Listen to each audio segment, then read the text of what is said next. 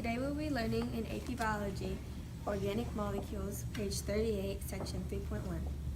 Because chemists of the 19th century thought that the molecules of cells must contain a vital force, they divided chemistry into organic chemistry, the chemistry of organisms, and inorganic chemistry, the chemistry of the non-living world.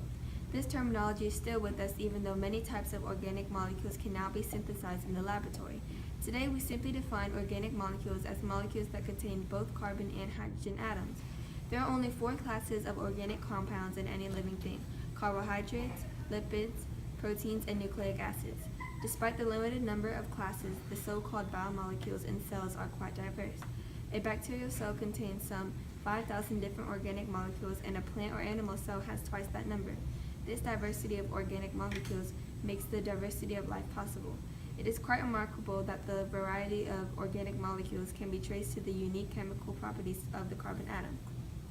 And right here you can see carbohydrates as structural materials. Plants such as cacti have the carbohydrate cellulose in their walls.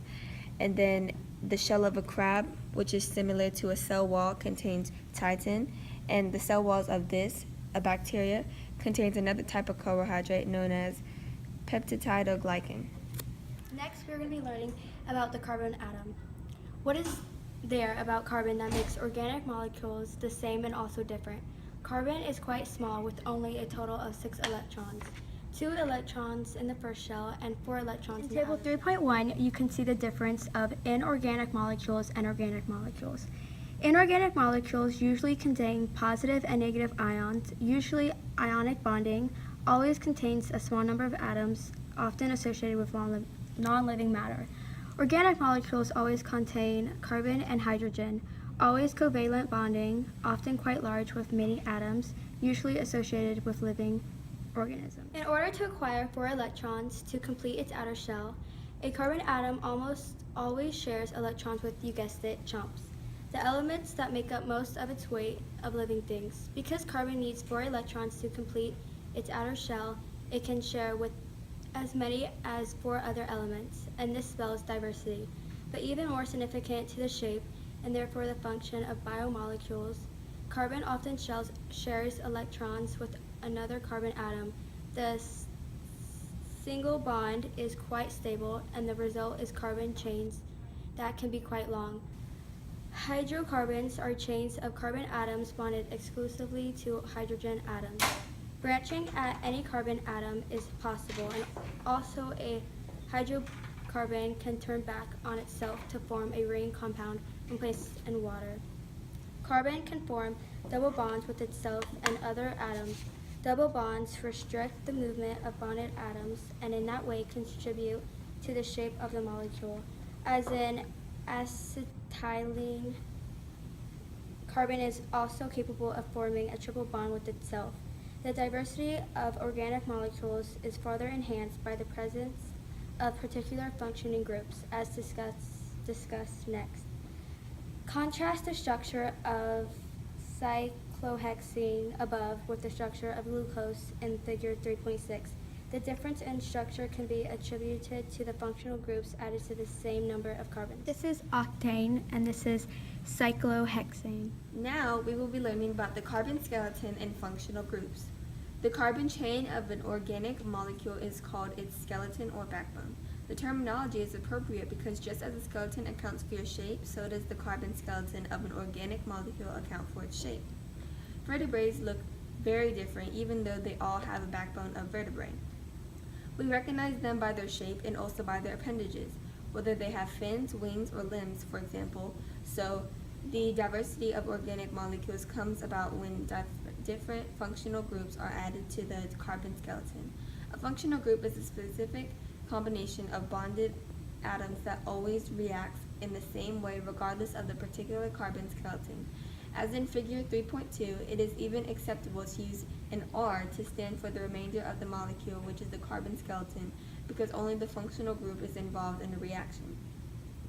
And here you can see the functional groups.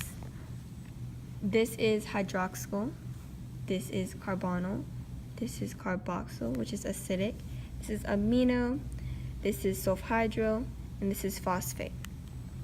And you can see all the different compounds and its significance as to why they're functional groups. Okay? Molecules with the same carbon skeleton can still differ according to the type of functional group attached to the carbon skeleton. Many of these functional groups are polar, helping to make the carbon soluble in water. In this illustration, the remainder of the molecule, which does not include the functional group, is represented by an R. And here you can see all the R's, which represents the remainder. Okay. Notice that when a particular functional group is added to a carbon skeleton, the molecule becomes a certain type of compound. For example, the addition of OH hydroxyl group to a carbon skeleton turns that molecule into an alcohol. When an OH replaces one of the hydrogens in ethane, a 2-carbon hydrocarbon, it becomes ethanol, a type of alcohol that is familiar because it is consumable by humans. Whereas ethane, like other hydrocarbons, is hydrophobic, which means not soluble in water. Ethanol is hydrophilic, which means they are soluble in water. Because of the OH functional group is polar, since cells are 70 to 90% water, the ability to interact with and be soluble in water profoundly affects the function of organic molecules in cells. Organic molecules contain carboxyl, which are acidic groups. COOH are highly polar. They tend to ionize and release hydrogen ions in solution. COOH equals COO plus H plus. The attached functional groups determine the polarity of an organic molecule and also types of reactions it will undergo. You will see that alcohols react with carboxyl groups when a fat forms, and that carboxyl groups react with amino groups during protein formation. Now we're going to learn about isomers. Isomers, isos equal and meros portion, are organic molecules that have identical molecular formulas but a different arrangement of atoms. In essence, isomers are variations in the molecule architecture of a molecule. Isomers are another example of how the chemistry of carbon leads to variations in organic molecules. The two molecules in figure 3.3 are isomers of one another. They have the same molecular formula but different functional groups. Therefore, we would expect them to react differently in chemical reactions. Here you see glyceraldehyde and dihydroxyacetone. Isomers have the same molecular formula but different atomic configurations. Both of these compounds have the formula C3H6O3. In glyceraldehyde, oxygen is double bonded to an N carbon. In dihydroxyacetone, oxygen is double bonded to the middle carbon. And here you can see how it's double bonded with the middle carbon with the double lines. And here you Now can see we're going to be learning about the biomolecules of cells. You are very familiar with the names of biomolecules: carbohydrates, lipids, proteins, and nucleic acids, because certain foods are known to be rich in them, as illustrated in figure 3.4. For example, bread is rich in carbohydrate, and meat is rich in protein. When you digest food, it gets broken down into smaller molecules that are subunits for biomolecules. Digestion of bread releases glucose molecules. Digestion of meat releases amino acids.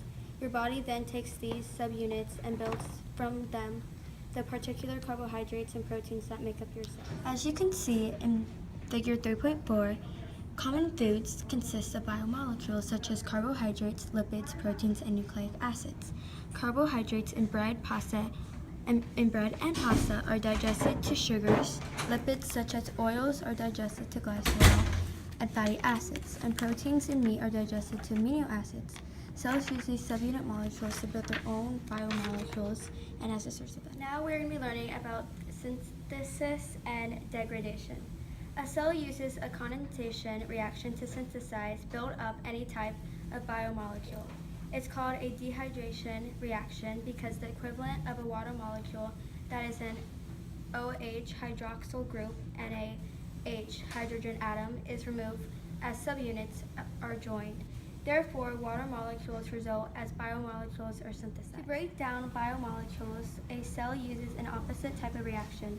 During a hydrolysis reaction, an OH group from water attaches to one subunit, and an H from water attaches to other subunit. In other words, biomolecules are broken down by adding water to them. Enzymes are required for cells to carry out dehydration and hydrolysis reactions. An enzyme is a molecule that speeds a reaction by bringing reactants together, and the enzyme may even participate in the reaction, but it is unchanged by it. As shown in figure 3.4, you can see synthesis and degradation of biomolecules. In figure A, you can see the synthesis of a biomolecule in a dehydration reaction. In cells, synthesis often occurs when subunits bond during a dehydration reaction, removal of H2O. In B, this is a hydrolysis reaction where degradation occurs when subunits separate during a hydrolysis reaction, the addition of H2O. The largest of the biomolecules are called polymers, and like all biomolecules, polymers are constructed by linking together a large number of the same type of subunit. However, in the case of polymers, the subunits are called monomers. A polysaccharide, a protein, and a nucleic acid is a polymer that contains innumerable monomers. Just as a train increases in length when boxcars are hitched together one by one, so a polymer gets longer as monomers bond to one another. Okay, today I am going to be answering Check Your Progress, lesson 3.1 on page 40. Question 1. Describe the properties of a carbon atom that make it ideally suited to produce varied carbon skeletons. Well, carbon has four electrons in the outer shell, allowing it to make 4 separate bonds.